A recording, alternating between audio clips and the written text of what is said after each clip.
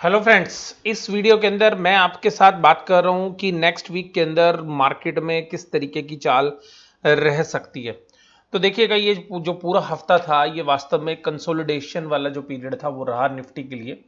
और स्पेशली देखिएगा, bank Nifty ने भी एक हायर लेवल जो है अटेम्प्ट करने की कोशिश की।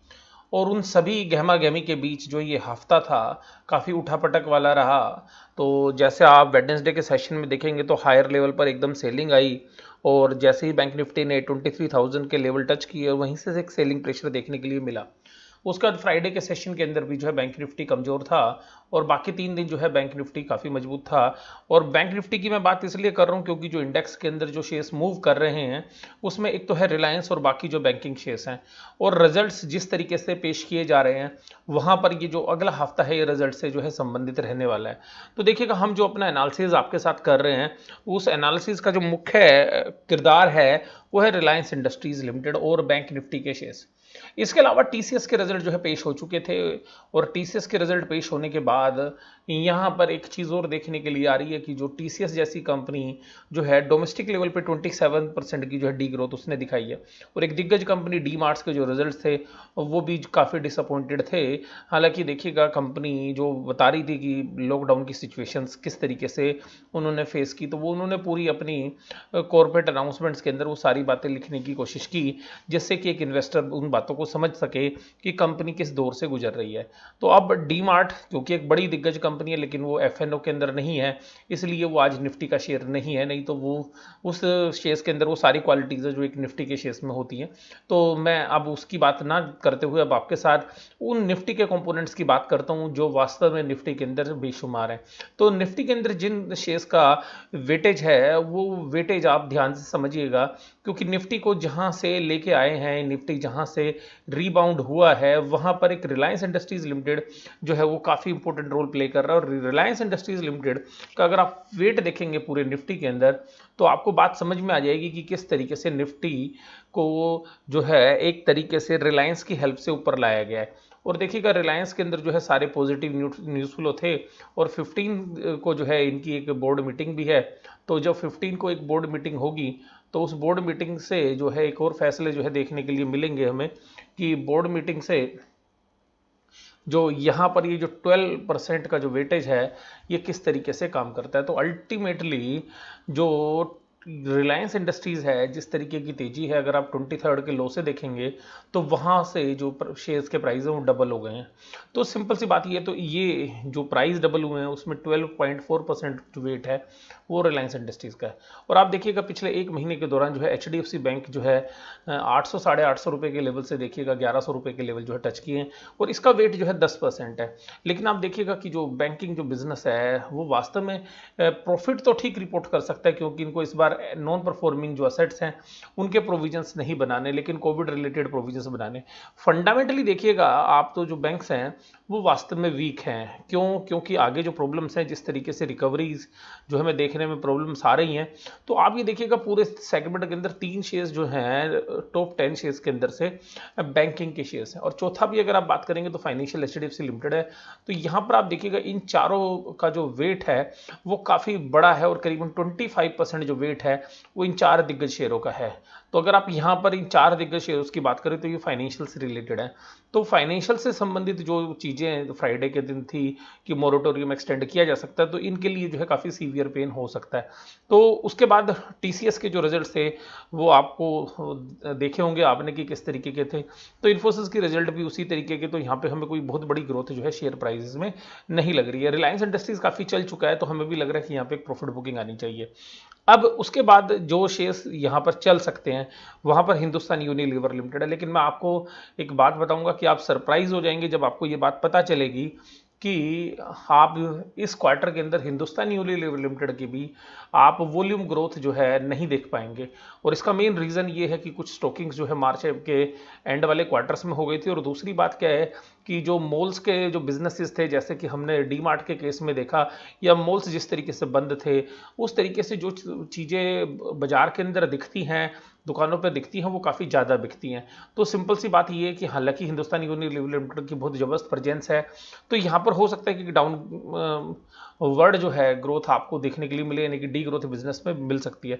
तो यहाँ पर भी जो है मार्केट, क्योंकि ये शेयर्स ऑलरेडी 70 के पी रेशियो पर ऑलरेडी ट्रेड कर रहा है, तो यहाँ पर जो है मुझे गुंजाइश जो है, ये तो मुझे लगता है कि गिरेगा नहीं, लेकिन ये भी है कि ये बहुत बढ़ नहीं सकता। तो देखिएगा निफ्टी जो है कहीं ना कहीं पे एक कैपिंग ले रहा है, और जिस तरीके से आईसीआईसी बैंक और या एचडीएफसी और एचडीएफसी बैंक जिस तरीके की तेजी कर चुकी, तो मुझे नहीं लगता कि यहाँ पे बहुत ज़्यादा स्ट्रीम और ऐसा कोई पॉजिटिव नहीं है कि जिसकी वजह से इनके अंदर जो है पॉजिटिव आउटलुक देखा जाए। हालांकि एक आईटीसी का जो शेयर्स है उसके होटल बिजनेस की प्रॉब्लम्स हैं, जिसकी वजह से वहाँ पे देखिएगा डी ग्रोथ जो है बिजनेस के अंदर है, लेकिन जो बाकी सेगमेंट्स हैं वहाँ पर काफ़ी अच्छा जो है इंप्रूवमेंट है। तो हो सकता है कि यहाँ पे आपको एक इंप्रूवमेंट दिखी जा सके, और जहाँ पर इसका वेट जो है 3.92% जो है इसका है। और भारतीय एयरटेल देखिएगा अभी आज की डेट में रिलायंस जिस तरीके से चला है उसके हिसाब से सबसे जो पॉजिटिव है वो अब आज की डेट में इन पूरे 10 शेयर्स में से मैं अगर बात करूं, तो सबसे ज़्यादा फेवरेट जो आपको लगेगा वो भारतीय एयरटेल लगेगा। या तो भारतीय एयरटेल को ऊपर आना पड़ेगा या रिलायंस में थोड़ी करेक्शन होगी। तो सीधी सी बात क्या है कि जो टेलीकॉम का बिजनेस है ये कोविड में लीस्ट इंपैक्टेड बिजनेस है। मैं ये नहीं कह रहा कि इंपैक्ट नहीं हो रहा है, तो यहाँ पे एक नई संभावनाएं हैं जो बिजनेस में देखी जा रही हैं, जिसकी वजह से रिलायंस इंडस्ट्रीज का शेयर आगे बढ़ता हुआ नजर आया। तो 15 तारीख को जब इनकी मीटिंग होगी जुलाई में, तो यहाँ पर इसके ऊपर नजर रहेगी। अगर कोई और पॉजिटिव अनाउंसमेंट्स नहीं आते हैं तो एक शेयर्स के अंदर एक करेक्शन देखने के लिए मिल सकती है। और दूसरी बात मैं यहाँ पे बोलूंगा कि जैसे बैंकिंग सेक्टर्स के अंदर जो ऊपर के लेवल से प्रॉफिट बुकिंग हुई, और एचडीएफसी बैंक का सबसे ज्यादा वेटेज जहां पर है, तो मुझे ऐसा लगता है कि जो एचडीएफसी बैंक के अंदर अगर थोड़ी सी भी प्रॉफिट बुकिंग होती है, तो वो ना केवल बैंक निफ्टी को बल्कि निफ्टी को भी जो नीचे खींचने का जो है दम रखता है। और इसी के साथ मैं आपके जो दूसरे एनालिसिस की बात कर रहा हूं वो देखिएगा यहाँ पर कि आपको ये भी बात पता होनी चाहिए कि मार्केट के अंदर किसका कितना वेट है। तो आप देखिएगा यहाँ पर वेट के बाद जो है हम इनकी वैल्यूएशंस की बात करते हैं। तो देखिएगा वैल्यूएशंस की बात करें तो प्राइस अर्निंग रेशियो जो भी सबसे सस्ती है वो फाइनेंशियल्स के अंदर ही है, और फाइनेंशियल्स में एचडीएफसी लिमिटेड के पास है। तो एचडीएफसी लिमिटेड की जो है वैल्यूएशन सबसे जो है नीचे की तरफ है। तो यहाँ पे देखिएगा तो 15.26 जो है यहाँ पर एचडीएफसी की पी रेशियोज है। उसके बाद आईटीसी की, और आईटीसी के होटल बिजनेस की वजह से इसको लो पी रेशियो वैल्यू मिल रही है, और मैं खुद भी मानता हूँ कि आईटीसी का शेयर अंडर वैल्यूड है। तो यहाँ पर भी हो सकता है कि थोड़ा अपवर्ड ट्रेंड देखने के लिए मिल सकते हैं, क्योंकि बुल्स इस तरीके के शेयर्स को जिनका वेटेज अच्छा है उनको जो है ऊपर की तरफ लिफ्ट करने की कोशिश करेंगे। इन्फोसिस जो है, क्योंकि टीसीएस ने जो है सारी कहानी बता दी है कि किस तरीके के रिजल्ट हो सकते हैं, ऑलरेडी 20 के पी रेशियोज के ऊपर जो है वो ट्रेड कर रहा है। 26 पे जो है आप देखिएगा टीसीएस है, तो यहाँ पर भी हो सकता है कि 1 से 2% की जो है पी रेटिंग हो जाए, तो 4 से 5% शेयर ऊपर हो सकता है। लेकिन मुझे पर्सनली ऐसा लगता है कि अगर टीसीएस में प्रॉफिट बुकिंग आ गई तो टीसीएस के साथ इन्फोसिस में प्रॉफिट बुकिंग होगी। एचडीएफसी जो है काफ़ी नीचे के लेवल से काफ़ी चल चुका है, तो मुझे भी लगता है कि यहाँ पे जैसे रिलायंस के अंदर एक प्रॉफिट बुकिंग आएगी, तो इसके अंदर भी एक प्रॉफिट बुकिंग हो सकती है। आईसीआईसी बैंक ऑलरेडी 24 के पी पर चल रहा है, तो आप देखिएगा तो ये जो फाइनेंशियल्स हैं ये काफ़ी रिच वैल्यूएशंस पे चल रहे हैं, ये पिछले साल के अर्निंग्स के ऊपर है, ध्यान रखिएगा। तो जो अर्निंग्स इस साल में आएगी तो उसके हिसाब से आप इनकी पी रेशियोज देखोगे, तो ये पी रेशियोज आप जस्टिफाई नहीं कर पाएंगे, क्योंकि यहां पर ये जो भी पी रेशियोज हैं, आप एचडीएफसी की पी रेशियो देखेंगे तो ये करीबन करीबन 17 या 18 के आसपास जाती हुई नजर आएगी। आईटीसी की पी रेशियो आपको 20 से ऊपर जाती हुई नजर आएगी। इन्फोसिस की पी रेशियो भी जिस तरीके की डी ग्रोथ टीसीएस के अंदर थी, तो आप भी देखिएगा 24 के आसपास ये भी जाती हुई नजर आएगी। एचडीएफसी बैंक जो है 27-28 की पी रेशियो पे जाता हुआ नजर आएगा। आईसीआईसी बैंक जो है फॉरवर्ड अर्निंग्स की मैं बात कर रहा हूं, और आईसीआईसी बैंक 28 से 29 की पी रेशियो पर दिखेगा। टीसीएस आप हो ही चुका है इसके adjustment. Kotak Mahindra bank already 31 की पी रेशियो पे।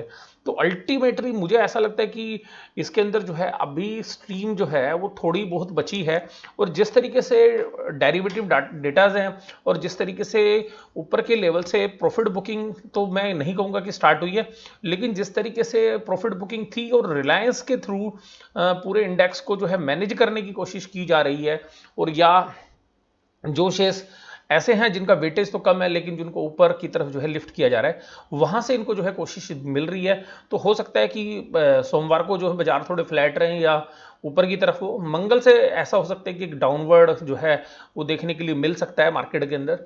और यहाँ पर जो है पूरा हफ्ता जो है इसके अंदर जो रिजल्ट्स के जो सीजन के दौरान जिस तरीके के रिजल्ट आएंगे, तो वहाँ से जो है हमें एक नज़रिया देखना पड़ेगा। बट मुझे नहीं लगता कि 11,000 के बाद जो है बैंक निफ्टी कुछ बहुत ज़्यादा करने का दम, मुझे तो लगता है कि वहाँ तक भी शायद ना जाए। और नीचे भी आप देखेंगे तो 10,400 तक के जो लेवल हैं वो शायद यहाँ पर इस हफ्ते जो है खुलते हुए नजर आए। तो पहले 10,600 के आसपास जो है स्ट्रगल होगी। अगर 10,600 भी अगर नीचे की तरफ ब्रेक होता है तो 10,400 तक के लेवल भी देखने के लिए मिल सकते हैं। और कुछ कंपनीज के अगर खराब रिजल्ट्स आए तो क्योंकि बहुत बड़ी रैली ऑलरेडी हो चुकी है और एक प्रॉफिट बुकिंग नहीं आई है, तो मुझे ऐसा लगता है कि प्रॉफिट बुकिंग का जो सीजन है वो शुरू हो सकता है।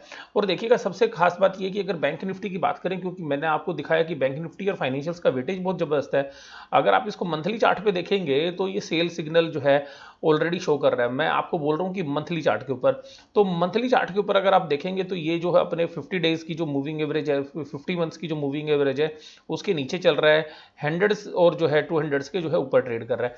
तो यहाँ पर क्या है कि बैंकिंग के अंदर मुझे थोड़ा सा प्रेशर जो है दिख रहा है अभी चार्ट के ऊपर भी। और हो सकता है कि अगर ये देखिएगा 22398 के अंदर 98 पे बंद हुआ, अगर ये कल निफ्टी 22,300 के नीचे अगर आधे घंटे या 1 घंटे काम करता हुआ नजर आता, तो हमें लग रहा है कि 22,000 तक के लेवल या 21,900 के आसपास तक के जो लेवल हैं वो कल ही आपको शायद देखने के लिए मिल सकते हैं। और ये देखना पड़ेगा कि जो बाहर से जो आउटलुक है इंटरनेशनल मार्केट से किस तरीके के, तो हो सकता है कि एक पॉजिटिव ओपनिंग आपको देखने के लिए मिले और दोपहर के समय में जो है मार्केट शायद फ्लैट टू नेगेटिव की तरफ जो है बढ़ती हुई नजर आए। और मंगलवार से हमें लगता है कि थोड़ी सी जो है प्रॉफिट बुकिंग का जो सीजन है वो शुरू हो सकता है। तो देखिएगा यहाँ पर अगर हम निफ्टी की भी बात करें, तो अगर निफ्टी के मूविंग एवरेजेस की बात भी करें तो देखिएगा 50 डेज का जो मूविंग एवरेज है वो 10,700 के आसपास है। और अगर आप 100 डेज की देखेंगे या 200 डेज की देखेंगे, तो ये मैं आपको आवरली चार्ट के हिसाब से बता रहा हूँ, तो 200 पीरियड और 100 पीरियड्स की तो देखिएगा 10,500 और 10,300 यहाँ पर जो है एक सपोर्ट मिलती हुई आपको नजर आएगी। तो हालांकि देखिएगा मेरा जो आउटलुक है वो ऐसा है कि अभी जो है मंदी बेशक से ना हो मार्केट के अंदर, लेकिन तेजी की पोजीशन में जो है अभी मुझे नहीं लगता कि जस्टिफाई है कि तेजी की पोजीशन के साथ जो है बना रहना चाहिए। अगर आप पीवियट्स पॉइंट्स भी देखेंगे तो पीवियट्स पॉइंट्स भी यही जो है इशारा कर रहे हैं कि जो 10,487 है यहाँ पर एक जो है बेस जो है बनता हुआ नजर आएगा। और उसके बाद अगर ये नीचे की तरफ क्रैक होता है तो और नीचे के लेवल्स भी जो है 10,300 तक के भी लेवल देखने के लिए मिल सकते हैं। ये जो कैलकुलेशंस हैं ये वीकली चार्ट्स की हैं, तो इस वीक के अंदर जो हमें बेस लग रहा है वो तो 10,500 के आसपास का लग रहा है। तो लेकिन मैं आपको बता रहा हूँ 10,400 और 10,600 के बीच में कहीं पर शायद इस हफ्ते जो है हम निफ्टी को क्लोज होता हुआ देखेंगे। और अगर 10,400 खराब रिजल्ट्स की वजह से या किसी कंपनी के खराब रिजल्ट या रिलायंस की तरफ से अगर पॉजिटिव कमेंट्री नहीं आती है तो 10,400 के लेवल्स भी आप टूटते हुए देख सकते हैं। तो जो सारा जो इस हफ्ते का जो व्यू रहेगा वो रहेगा रिजल्ट के ऊपर, और रिजल्ट जो के साथ साथ रिलायंस की जो कमेंट्री है वो क्या आती है उसके ऊपर आप अपनी नज़र बना के रखिएगा। तो इस तरीके से मेरा जो आउटलुक है वो मैंने आपके साथ शेयर किया। और देखिएगा कुछ सेक्टर के अंदर जो है एक ओवर ऑप्टिमिज्म हो चुका है, तो वहाँ पर भी एक प्रॉफिट बुकिंग का जो है सिनेरियो देखने के लिए मिलेगा। आप में से बहुत सारे लोगों की ये राय होगी कि सर ने फार्मा शेयर्स की बात नहीं, क्योंकि मार्केट जब भी गिरती है तो फार्मा स्टॉक्स का जिक्र नहीं किया। एक तो फार्मा स्टॉक्स का वेट कम है, आप देख लीजिएगा। और दूसरी बात मैं आपको बोलूं कि फार्मा के अंदर भी अगर आप अप्रैल में या जून के अंदर देखेंगे तो जो सर्जिकल आइटम्स हैं वो नहीं बिके हैं, ऑपरेशन से रिलेटेड आइटम नहीं सेल हुए, क्योंकि कोरोना के चक्कर में जो बाकी ओपीडी थी वो पूरी तरीके से फंक्शनल नहीं थी।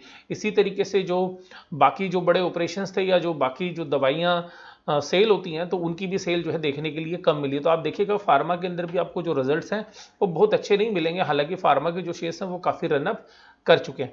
तो आपको इस एनालिसिस में मैंने ये बताने की कोशिश की है कि टेक्निकल्स और फंडामेंटल्स दोनों को अगर आप देखें तो उसके हिसाब से मार्केट जो है कहीं पर यहाँ पे एक टॉप बनाने के आसपास है, और यहाँ से एक प्रॉफिट बुकिंग जो है हमें आने वाले समय के अंदर और इस महीने का जो बाकी पीरियड है वहाँ पर हमें एक प्रॉफिट बुकिंग देखने के लिए मिल सकती है। और अगर यहाँ पे निफ्टी में प्रॉफिट बुकिंग आती है तो इसका हम ये सीधा सीधा सा आप अंदेशा लगा सकते हैं कि जिन शेयर्स के अंदर बहुत अच्छी रैली या रनअप आपको देखने के लिए मिला है पिछले 1 महीने के दौरान, वहाँ पर भी प्रॉफिट बुकिंग आएगी। तो मुझे ऐसा लगता है कि अभी यहाँ पे वेट एंड वॉच जो है वो सबसे ज़्यादा जो है मार्केट के अंदर कारगर साबित होगा। अगर मार्केट नीचे की तरफ आती है तो बहुत अच्छे शेयर्स आपको खरीदने के लिए मिल सकते हैं। मार्केट अगर यहाँ से 11,000 की तरफ जाती है तो आप जो शेयर्स आपके पास ऑलरेडी हैं अगर पोर्टफोलियो में, तो प्रॉफिट बुकिंग की जा सकती है। बट मुझे ऐसा लगता है कि अगर यहाँ पे अगर बाय कर ली और बाय जो है गलत है और अगर आप स्टॉप लॉस नहीं लगाते हैं तो आप जो है अच्छे खासे जो है नुकसान की तरफ बढ़ सकते हो। तो यहाँ पे जो है मार्केट काफ़ी अलर्ट रहने की ज़रूरत है यहाँ पे। तो मुझे ऐसा लगता है कि मार्केट जो है इस हफ्ते फ्लैट टू नेगेटिव बायस के साथ जो है शायद ट्रेड करेगी। आपको ये एनालिसिस कैसा लगा जो है जरूर से जरूर आप मुझे बताइएगा। वीडियो देखने के लिए धन्यवाद। Thank you very much.